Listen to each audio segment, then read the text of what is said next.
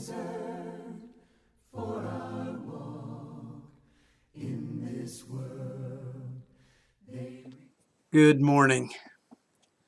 I want to tell you that right now, right today, is a perfect day.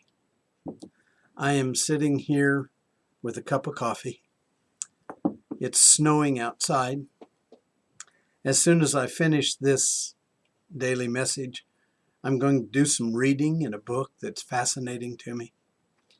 It's a perfect day. Everything seems to be going right. Well, really not. But that's really not the point. Let me read you a verse, one that you're maybe very familiar with, but you may not be familiar with the context of the verse. The verse is simply this. It says, "This is the day which the Lord has made. Let us rejoice and be glad in it." Well, certainly that must be coming from the mind and the heart of someone who has everything going right for them at that moment, right? Absolutely not. This comes from the 118th Psalm. And this psalm is expressing a lot of dismay on the part of the writer. He's talking about how his enemies are surrounding him, even at that moment.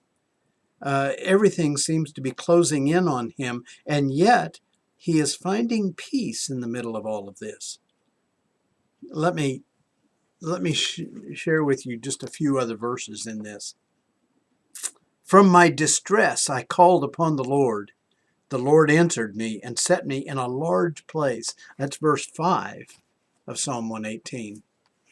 He was calling on the Lord out of his distress, and the Lord put him in a situation that gave him peace. Or we go down to verse 8 and we read, "It is better to take refuge in the Lord than to trust in man."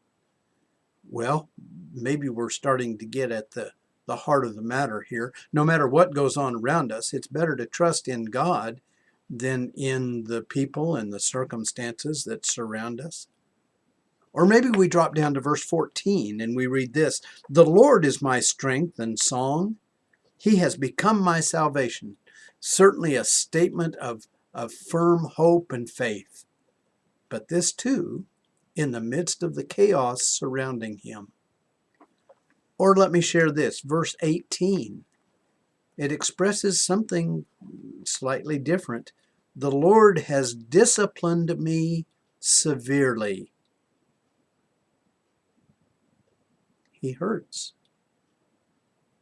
He has been corrected by God. He has had God intervene in his life and correct some things that were going on. And it was discipline.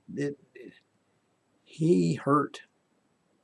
But in the midst of all of this hurt, in the midst of all the chaos around him, in the midst of even the enemies surrounding him at this moment, he is the one who expresses this wonderful idea that this is the day which the Lord has made. Let us rejoice and be glad in it.